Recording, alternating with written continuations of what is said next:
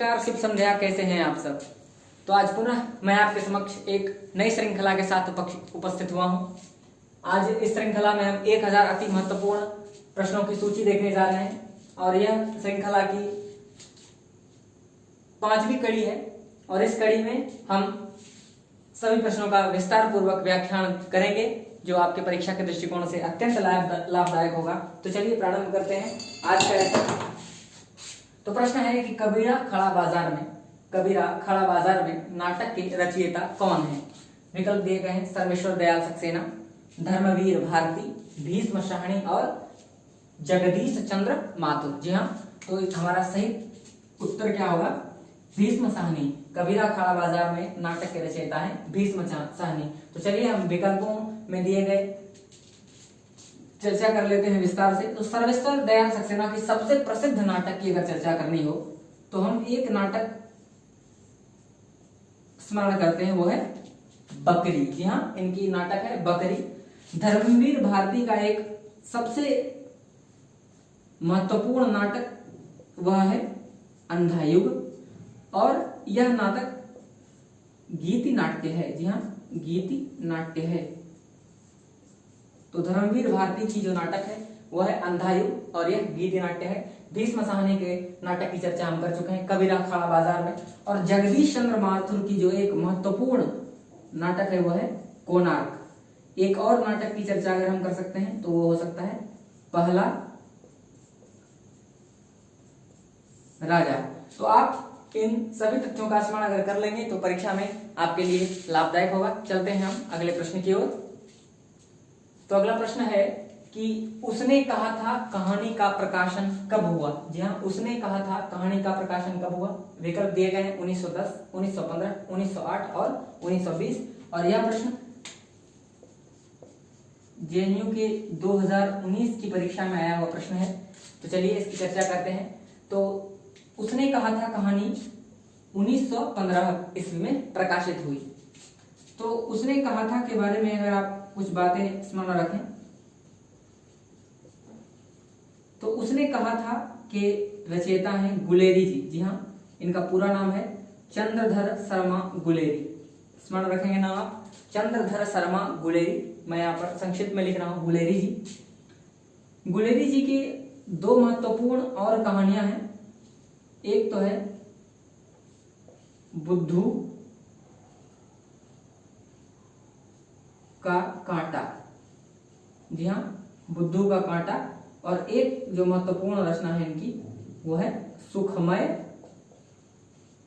जीवन।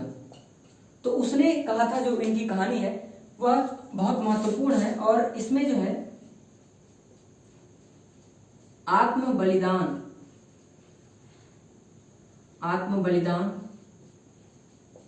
संघर्ष एवं प्रेम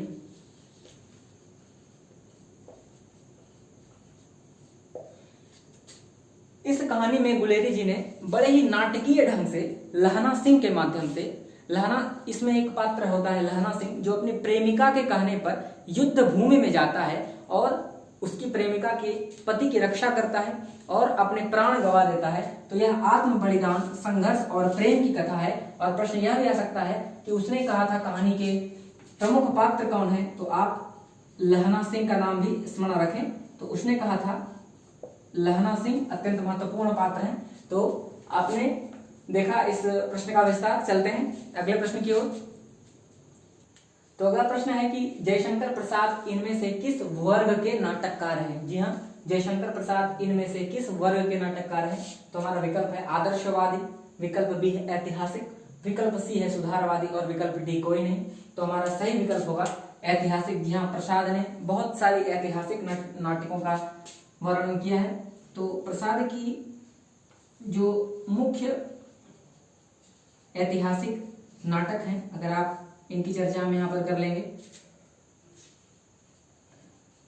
प्रसाद का पहला नाटक है चंद्रगुप्त, स्कंदगुप्त और ध्रुव स्वामिनी। जी हाँ, ये 3 महत्वपूर्ण नाटक आप अगर स्मरण रखें प्रसाद के बारे में तो पर्याप्त है। ये तीनों प्रसाद के नाटक हैं। जी हाँ, चंद्रगुप्त, स्कंदगुप्त और ध्रुवसाम्नी। एक और बात अगर आप स्मरण रखना चाहें तो प्रसाद की एक एकांकी है जो बहुत प्रचलित है, और उस एकांकी का नाम है एक घूंट। जी हाँ, एक घूंट। तो इसका भी आप स्मरण रखेंगे तो आपको लाभदायक होगा। तो चलिए चलते हैं अगले प्रश्न की ओर। 24वां प्रश्न है, सुमेलित कीजिए। एक तरफ नाटकों की सूची दी गई और दूसरी तरफ नाटककार दिए गए। तो विकल्प ए है लहरों का राजहंस, विकल्प बी है अंधा युग, विकल्प सी है आठवां सर्ग और विकल्प डी है वह तेंदुआ। तो चलिए मिलान करते हैं। तो लहरों का राजहंस जो है वह मोहन राकेश की कृति है। जी हाँ, लहरों का राजहंस मोहन राकेश की कृति है। अंधा युग धर्मवीर भारती का नाटक है। अंधा युग के नाटककार कौन है? धर्मवीर भारती। आठवां सर्ग के जो नाटककार है वह है सुरेंद्र वर्मा। जी हाँ, सुरेंद्र वर्मा। और तेंदुआ के नाटककार हैं वह है मुद्रा राक्षस। मुद्रा राक्षस ने तेंदुआ नाटक की रचना की है। तो अगर हम विकल्पों पर गौर करें तो मोहन राकेश की दो नाटकों का स्मरण हम यहाँ कर सकते हैं। एक तो है उनका आषाढ़ का एक दिन, आषाढ़ का एक दिन, और एक नाटक उनकी और है वह है आधे अधूरे। जी हाँ, बहुत महत्वपूर्ण है यह आधे अधूरे। तीनों नाटक मोहन राकेश के महत्वपूर्ण है। आषाढ़ का एक दिन, आधे अधूरे और लहरों का राजहंस। धर्मवीर भारती का एकमात्र नाटक जो प्रसिद्ध है वह है अंधा युग। मुद्रा राक्षस की अगर बात करें तो मुद्रा राक्षस की कुछ नाटकों में जो शुमार है वह है तिलचट्टा, तेंदुआ की चर्चा हम पहले कर चुके हैं, मरजीवा, योर फेथफुलनेस। जी हाँ, योर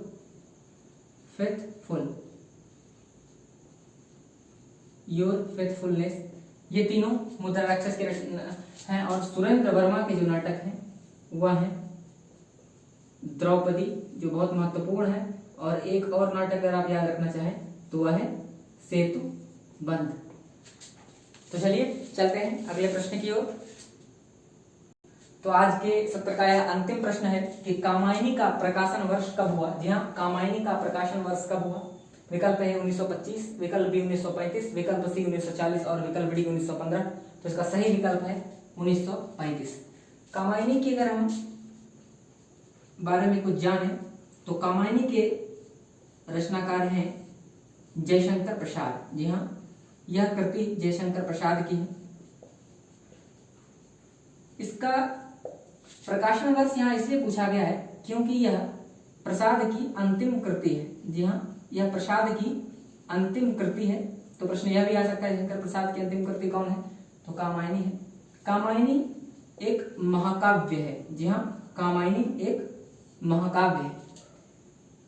चौथी बात जो कामायनी के संदर्भ में महत्वपूर्ण है कि कामायनी में 15 सर्ग है। जी हाँ, कितने सर्ग हैं? 15 सर्ग है। और पांचवी बात जो कामायनी के दृष्टिकोण से महत्वपूर्ण है, कामायनी में 3 पात्र बहुत महत्वपूर्ण है। पहला है मनु, दूसरी पात्र है श्रद्धा और तीसरी पात्र है ईड़ा। और ये तीनों सांकेतिक पात्र हैं। मनु मन का प्रतीक है, श्रद्धा यह हृदय का प्रतीक है और ईड़ा बुद्धि का प्रतीक है। कभी कभी परीक्षा में यह भी पूछा जाता है कि मनु किस महाकाव्य के पात्र हैं, तो आप कामायनी विकल्प का चुनाव करेंगे तो कामायनी के पात्र हैं मनु, श्रद्धा, ईड़ा। और मनु मन का प्रतीक है, श्रद्धा हृदय का प्रतीक है और ईड़ा बुद्धि की प्रतीक है। तो चलिए आज का सत्र यही समाप्त करते हैं। आप टिप्पणी बॉक्स में अवश्य बताइए कि आपको यह श्रृंखला किस प्रकार से लाभदायक हो रहा है आपके लिए। तो चलिए अंत करते हैं। धन्यवाद।